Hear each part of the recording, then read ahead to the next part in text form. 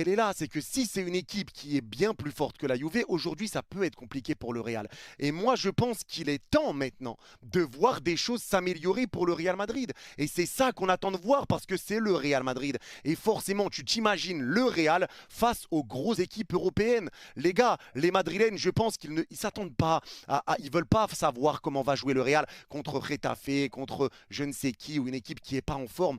Les supporters du Real veulent un Real niveau Ligue des Champions. Et c'est pour ça qu'on met les attentes très haut pour le Real Madrid. On ne peut pas parler du Real Madrid comme on va parler d'une autre équipe et avoir des attentes sur le Real Madrid comme on ne va pas en avoir sur d'autres. C'est logique. Tu as des attentes sur ce Real Madrid, tu as des attentes sur le jeu du Real Madrid. Et il y a des choses que tu attends de voir. Mais aujourd'hui, il y a quand même du positif. Le positif, bien sûr, c'est Militao qui a été monstrueux et qui te montre encore une fois que lui, il revient très très bien. Asensio qui a été très bon également. Un Thibaut Courtois qui répond encore présent. Ça aurait pu être un drame pour le Real avec le face-à-face de Vlahovic. Mais un Thibaut Courtois qui répond présent. Un Valverde qui a été très bon au poste de latéral droit. Et moi, je le préfère à ce poste-là. Je le préfère à ce poste-là. Un Carreras pour qui ça a été dur aujourd'hui également sur le côté gauche. Il a souffert sur les premières minutes. Derrière, ça a été mieux. Il était un petit peu plus à l'aise dans ses duels. Un Arda Güler qui a été extraordinaire extraordinaire. Et je le répète encore une fois, pour moi, Arda Güler est clairement et doit être le moteur de cette équipe du Real Madrid. Il y a beaucoup de supporters du Real qui réclament un milieu de terrain créateur, un milieu de terrain qui va réussir à faire des différences. C'est Arda. Vous l'avez et c'est Arda.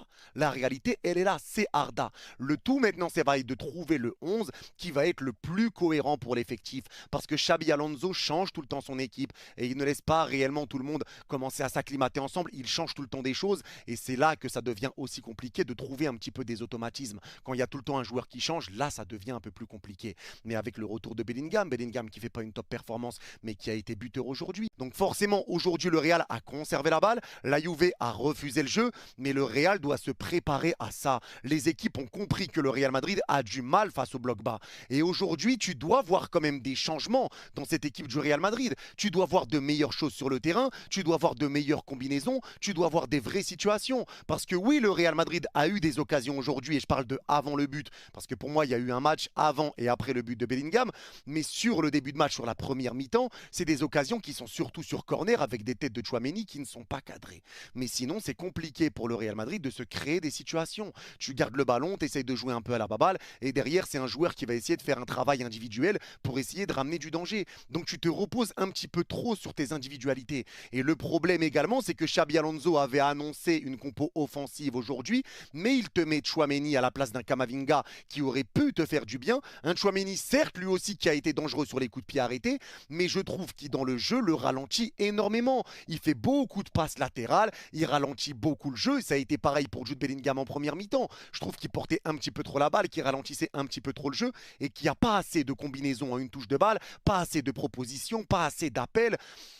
Il manque encore, après l'ouverture du score du Real Madrid et le fait que la Juve soit obligée de se découvrir un petit peu, même si tu as subi des occasions, tu as subi des situations, tu t'es fait peur un petit peu défensivement et heureusement qu'il y avait Courtois, Militao, Asensio, comme je l'avais dit, il y a des situations qui sont arrivées.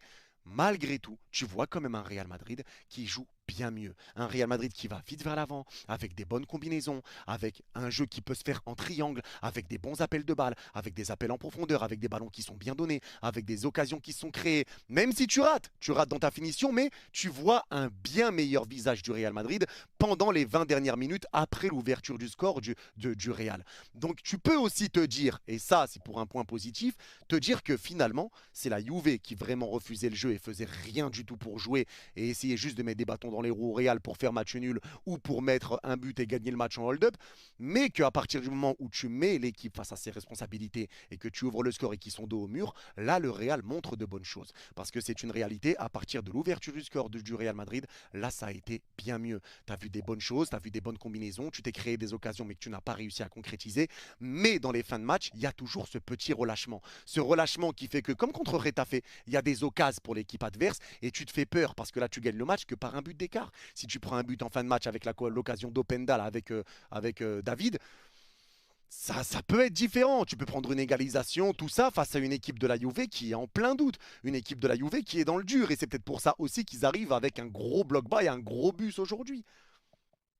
Ça, il faut l'entendre. Il faut l'entendre. Les seules fois où le Real ne va pas affronter un bus, c'est quand ils vont affronter une équipe qui va être sûre de leur capacité.